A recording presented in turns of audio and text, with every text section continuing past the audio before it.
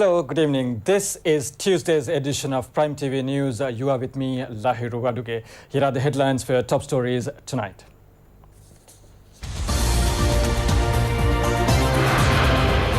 $470,000 small farmers in 6 provinces in the dry zone will benefit by a new World Bank project.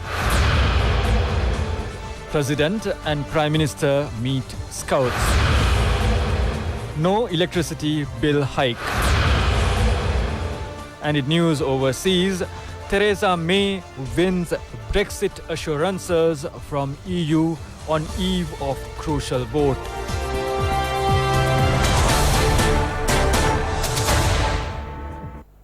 News in detail with our top story tonight. The second reading of the budget for the year 2019 was approved at the Parliament with a majority of 43 votes.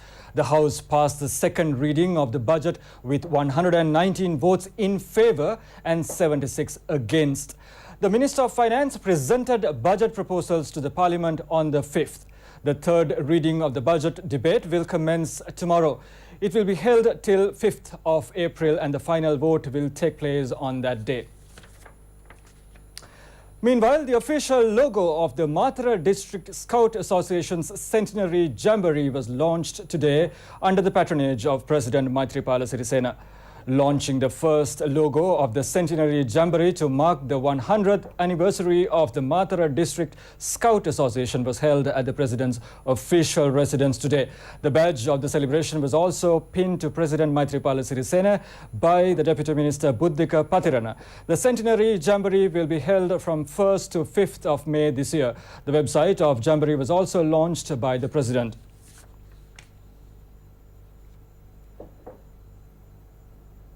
Now, the Centenary Scout Jamboree Medal was presented to Prime Minister Ranil Wickremesinghe at the Parliamentary Complex. Mathura District Scout Commissioner Indika Prasanna tied the Scout neckerchief to the Prime Minister. The Centenary Jamboree badge was pinned to the Prime Minister by Deputy Minister Buddhika Pathirana, who is the chairman of the Centenary Scout Jamboree. Mathura District Scout Association's General Secretary Janita Ramavikrama also participated in the event. The Prime Minister launched the Facebook and YouTube channel for the Jamboree. The Prime Minister added a commemorative note to the scouting logbook of Mathura District. Akila Viraj Karyavasam and Sajit Premadasa also took part in the event.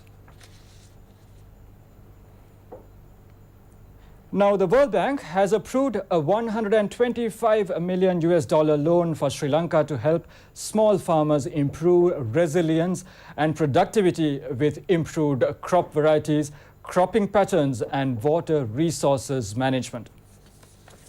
The program will benefit more than 470,000 small farmers in 6 provinces in the dry zone of the country, selected for being most exposed to climate impacts. Sri Lanka is particularly vulnerable to climate-related natural disasters such as floods and droughts. The project will ensure that all farmers get adequate access to training and research. Currently, only 10% of women benefit, and this project will help bridge this gap and improve productivity of both men and women working in agriculture. The agriculture sector is especially affected.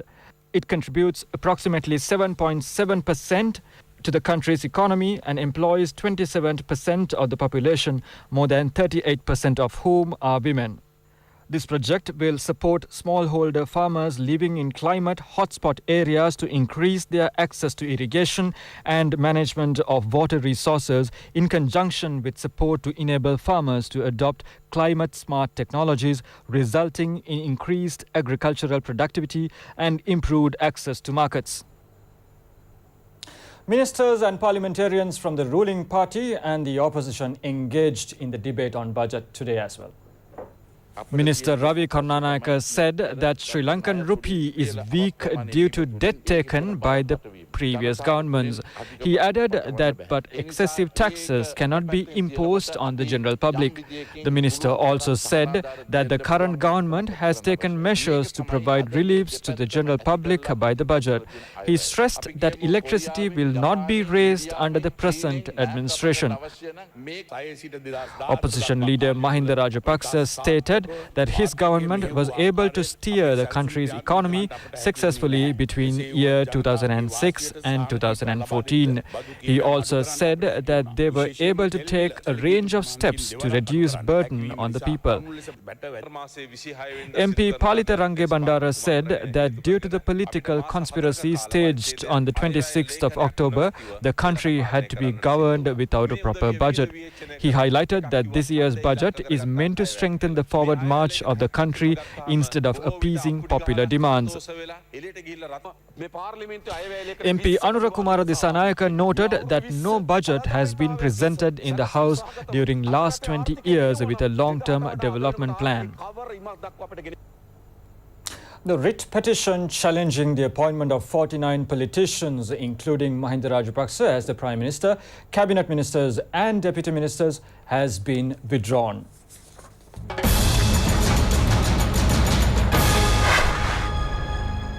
The attorney appearing on behalf of the petitioners informed the Court of Appeal that they will withdraw the petition as the relief demanded by the petition has already been redeemed. The petition filed against the interim order issued on Mahinda Rajapaksa and the ministers has also been withdrawn. Meanwhile, the Court of Appeal today ordered that the petition filed by former Defence Secretary Gotabaya Rajapaksa requesting the suspension of a court order be taken up on the 26th of this month. The order was given in connections with illegally spending 33 million rupees on the construction of the D.A. Rajapaksa Memorial Museum. The Court of Appeal order notified respondents as they had not been notified correctly.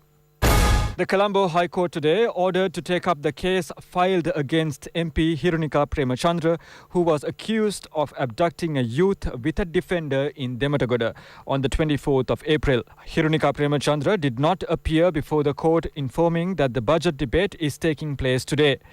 The High Court judge emphasized the need to investigate this case expeditiously. The construction work of the medical equipment manufacturing plant was started in Kalutara under the patronage of Ministers Rajitha Senaratne and Ravi Karnanayaka. The factory is being constructed in the Uyanbatta area in Bandaragama, replete with modern facilities. The total cost of the project is $10 million. This factory will be built with the support of Flexicare Lanka Private Limited in the UK.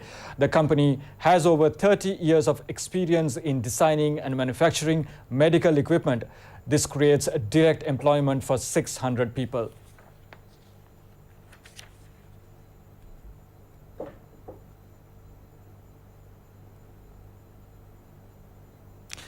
"19 suspects with heroin in Ampara have been arrested.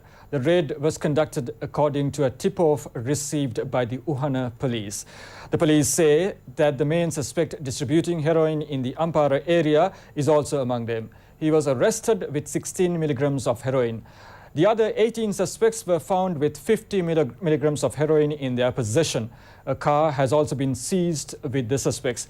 Easy Cash system has been used to sell heroin. The suspects are being questioned and they are due to be produced before the courts.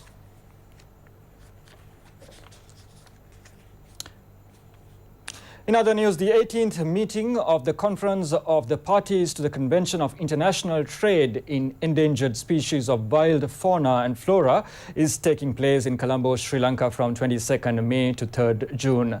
This event will be drawing and featuring delegates around the world.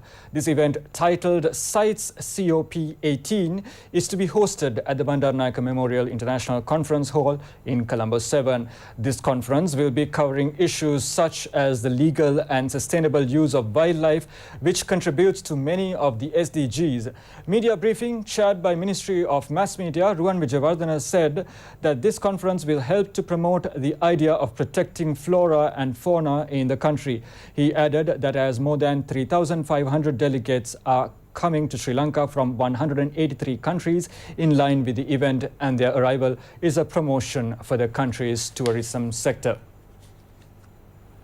Minister P. Harrison says that the biggest maize harvest in the history has been reported in this Maha season. He made this statement at a function in Anuradhapura. The Govijana Abhiman program to felicitate farmers who won the competition in the Anuradhapura district was held under the patronage of the Minister. Minister P. Harrison further noted that the Department of Agriculture and Agrarian Services Department have spent 30,000 million rupees for the agriculture in this year.